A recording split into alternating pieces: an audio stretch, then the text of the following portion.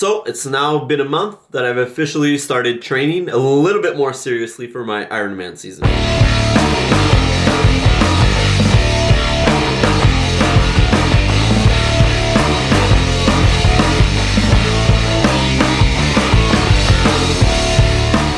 And this month has gone great because of a couple things that I changed compared to last year. So first of all, I changed my training approach, which had a huge benefit on my general mindset towards training.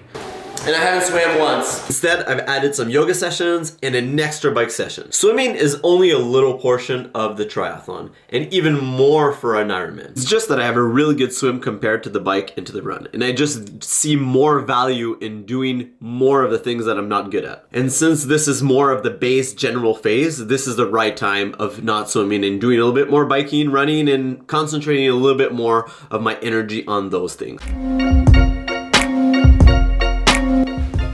So here's the full recap. This month I biked 11 times, missed one biking workout on 1 week. That's when I got my booster shot, so mi scusi.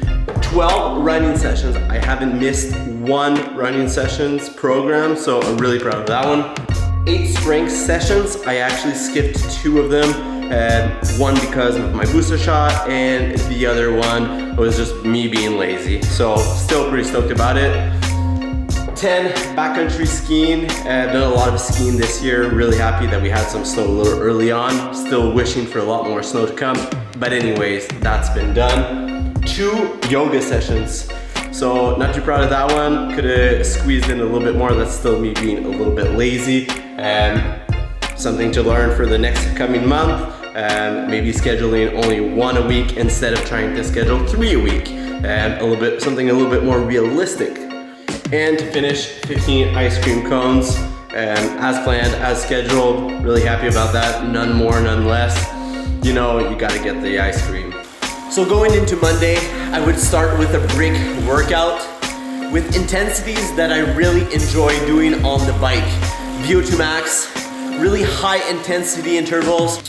PS, a brick workout is a combination of 2 sports. It can be bike run, it can be run bike, it can be swim bike, swim run, however you want it.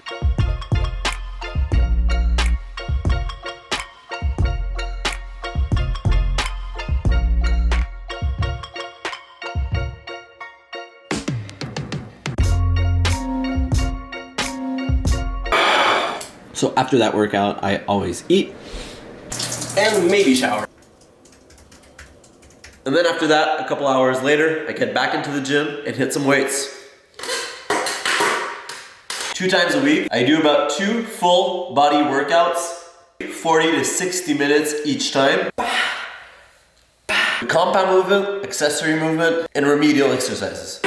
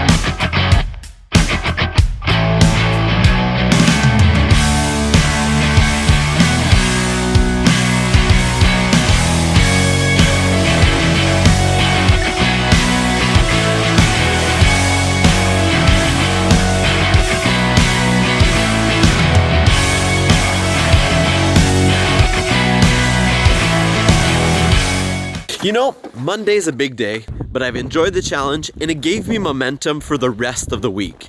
On Tuesdays, I felt always a little bit more beat up than any other day of the week just because of Monday being such a big training day. But anyways, it was my key running session of the week. Short interval followed by some jogging or some walking, and every week there would be different types of sets or recovery after each interval. So different every week, but always the main goal of keeping the high intensity short period of sprinting. Yeah. How I'll react if I had to, put some things in the past too, and don't let them distract you, but react if you have to. I'll react if I had to, put some things in the past too, and don't let them distract you, but react if you have to, yeah. React if you have to, yeah. Don't know the time, yeah. Just know that I'm, yeah, one of a kind, yeah. What's on your mind, yeah. Well, hard to find, yeah. Beautiful mind, yeah. Still in my prime, yeah. Just know that I'm here. Too many nights, yeah. Not feeling right, yeah. Too many nights, yeah. Not feeling right, yeah. I can't be still inside, still inside, still inside. I can't be still inside, still inside, still inside. So Wednesdays were dedicated for tempo or sweet spot biking sessions. Tempo being a little bit harder for me. So when accumulated fatigue from Monday and Tuesdays were at the rendezvous, I would do a sweet spot session instead.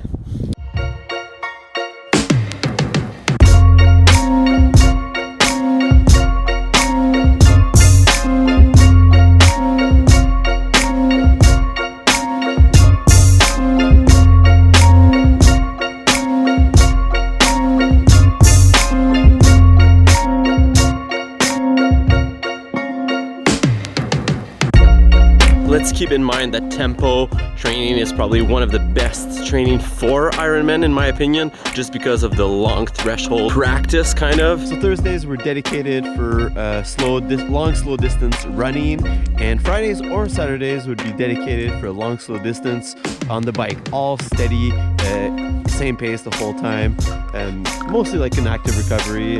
Felt like that anyways.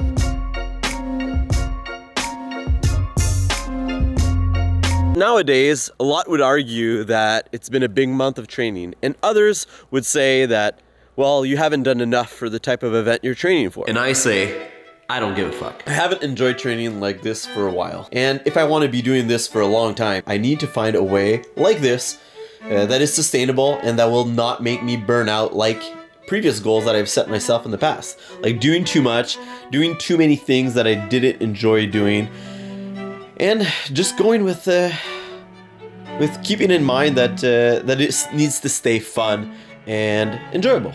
So starting this week, I have another 2 weeks of this base general phase training, and then I'll be starting a building phase without changing too many things, learning from those past 6 weeks, but changing some intensities here and there. It'll be the time to work on some very specific weaknesses.